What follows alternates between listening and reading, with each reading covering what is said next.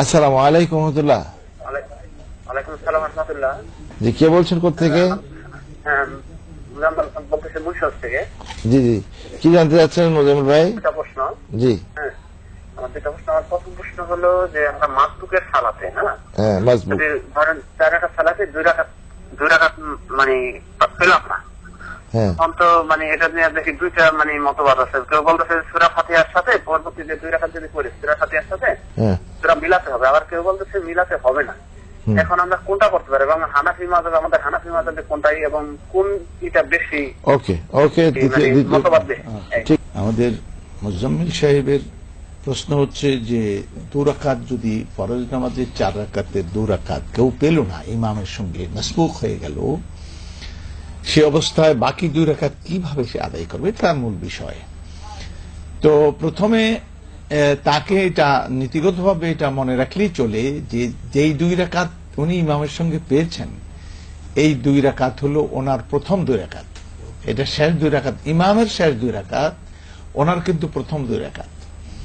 তো ওনার প্রথম 2 রাকাত হওয়ার কারণে ইমামের পিছনে তিনি আপনার প্রথমে ইয়াকসানা পড়বেন, এরপরে তিনি বিসমিল্লাহ পড়লেন, আউযুবিল্লাহ বিসমিল্লাহ পড়ে সূরা ফাতিহা পড়ে নেবেন। এর দূর হলো তা ইমামের পিছনে 2 রাকাত তিনি আদায় করবেন। এরপরে 2 রাকাত সূরা ফাতিহা দিয়ে শেষ করে দিবেন।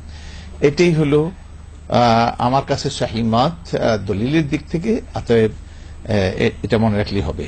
কথা বলছেন নাকি? হ্যাঁ, জি জি, যে তিনি তার এক ছেলেকে, অর্থাৎ ওনার শালাকে তিনি হাফেজ বানানোর নিয়ত করেছিলেন, যে এই ছেলে হলে তিনি হাফেজ বানাবেন। হাফেজ বানানোটা এটা ওনার নাই, তো এটা আল্লাহ পাকের হাতে। উনি চেষ্টা করেছিলেন কিনা, যদি তিনি চেষ্টা করে থাকেন তাহলে আল্লাহ তাআলার কাছে তিনি ক্ষমা পাবেন। কারণ আল্লাইসাল ইনসান ইল্লা মা সাআ, মানুষকে চেষ্টা করার জন্যই দায়িত্ব দেওয়া হয়েছে। বাকি ওয়ালিল্লাহি আকিবাতুল উমুর, সব কাজের শেষ ফল তো আল্লাহ তাআলারই হাতে। অতএব তিনি চেষ্টা করে থাকলে আল্লাহ তাকে মাদুর করে দিবেন, কোনো অসুবিধা নেই। আর চেষ্টা না করে থাকলে তিনি গুনাহগার হবেন। এই ক্ষেত্রে কোনো কাফারা আছে বলে আমার জানা নেই। আল্লাহু আ'লাম বিস-সাওয়াব। জি জি, আসসালামু আলাইকুম রহমতুল্লাহ। জি কামরুজ্জামান ভাই, আপনার টেলিভিশন ভলিউমটা একটু কমাতে হবে, এরপর কথা বলুন। জি প্লিজ। G, hello,